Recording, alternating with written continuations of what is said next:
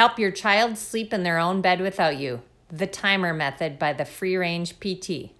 During this quarantine time, we have time to maybe address some sleeping issues that you have wanted addressed in your house for a long time. Now, my method, I have looked everywhere, online, at the library, and I don't see it anywhere. It's called the Timer Method that I made up. I thought this was something that everyone did, but I guess it's not. There are popular methods of how to get your kids to sleep in your bed, of the walk back method. This method was made popular on the Super Nanny show that I watched back in the day, and it is really good for kids who will not even spend a moment in their bed. But because I trained under Howard Glasser and learned the Nurtured Heart approach, I really think that once a kid can spend just a moment in their bed, we're really missing out on opportunities to energize the success of them being in their bed and working on staying in that bed. It's an opportunity for hugs and kisses and love, and it's easier on parents night after night to give that love and attention instead of just giving in when everything feels too hard and the kid seems too sad. And then there's the phase out method that is a little more popular for infants, where you phase out sleeping out of their room and you slowly back up out of their room. But this method is totally different. It's the timer method. Now, there are two types of co-sleeping, reactive and intentional. If your family intentionally co-sleeps because you have done the research and you have decided it is the best thing for your family and everybody is in agreement and everyone is happy, just continue on. This method is for people who have reactive co-sleeping, meaning that they are laying with their kid until they fall asleep, or the kid is sleeping in their bed, or the kid is sleeping in a bed next to their bed, or the kid is coming out of their bed 100 times until the parent finally lays with them or finally lets them in their bed. That is reactive co-sleeping. You're so frustrated and tired, or the kid is so frustrated and tired that you just decide to co-sleep for that reason. But it's not really something that you want to be doing.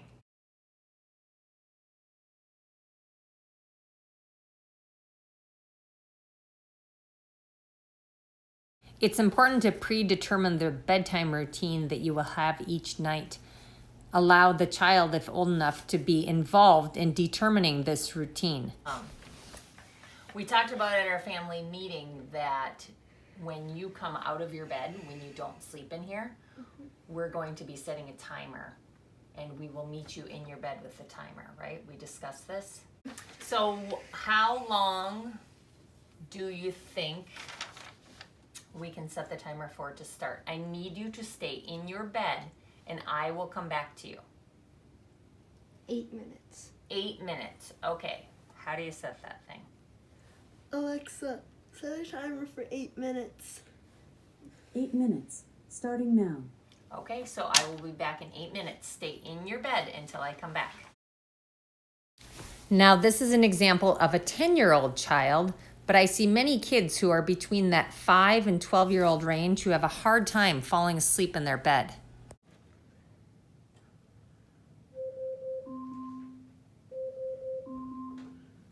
Oh, that was 8 minutes. Look at you, you're in your bed, you're not coming out, you're not running around saying, Mom, Mom, I'm scared, I need a drink of water. You're staying in your bed, you are safe in your bed. Good girl. All right, how long do you think we can set the timer for this time until I come back? 10 minutes. 10. Okay, we'll do that. I thought that might be too long, and I was correct. That was too long, and she came out of her bed. Still 2 minutes on the timer. Go back in. I'll be in 2 minutes. Sometimes that warning works. Sometimes it doesn't. But I can't fall asleep. She is not going to get any of my energy for being out of her bed. Mom, I can't fall asleep. Come on, let's go in. I can't sleep. Come on, let's go in.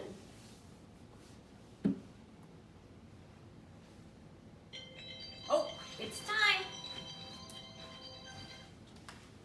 There, I see you in your bed. You are in your bed. You are safe. You are not coming out. Good job. Right now you are in your bed. Good work. We obviously set the timer too long because we couldn't make it in there. So we had set it for 10 minutes. I think we better go back to 8. What do you think of that? Yeah. Okay, and I'll be back in 8 minutes. So now you have been in your bed, staying in your bed, not coming out. You're starting to look sleepy, but I'm still gonna come back even if you fall asleep. If you fall asleep, I'm gonna put a sticky note. Where do you want your note? I will tape a note right here so that you know I came back and checked on you, okay? Okay. And then I'll turn off that alarm so it doesn't keep going off so you can stay asleep. Okay.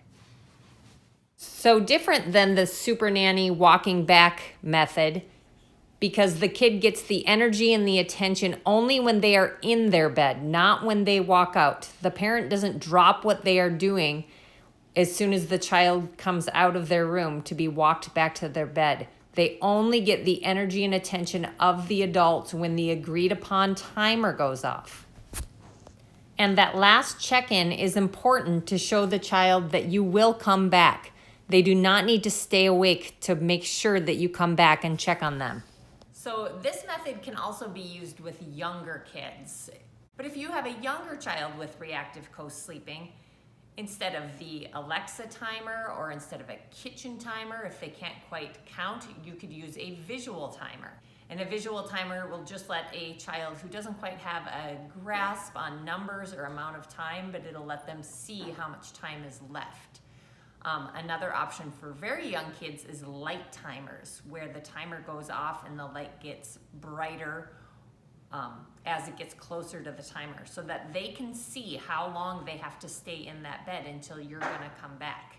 But often if you tell a kid in a crib who is old enough to understand the concept of I'll be back in 2 minutes, even if they don't understand the idea of time, they will kind of understand that, oh, she keeps coming back in this relative time. And maybe I don't have to scream, I don't have to be scared because she keeps coming back in here and reassuring me. This timer method is also for long-term reactive co-sleeping problems. If my daughter Marie, who never comes out of her bed at night and goes right to sleep, comes out some night and says, I'm scared, I am going to assume she's actually scared and I'm going to go talk to her because this isn't something that happens very often. Or a child who normally goes right to bed and doesn't need you to lay with them or doesn't need you to come back 100 times, but they have a fever. That might kind of throw off your sleeping patterns. But often when we have those moments of sickness or when we're at someone's house and then we sleep in the same bed with them and we kind of create those crutches just for special circumstances, sometimes that reactive co-sleeping continues longer than we want it to. And this timer method is a great way to just get back in it. Your kid doesn't have to cry, your kid doesn't have to be sad. For kids that are used to reactive co-sleeping, they're going to need to learn how to put themselves back to sleep without a person next to them or without a person in the room with them. Contact for more information on social media at The Free Range PT or email at thefreerangept@gmail.com.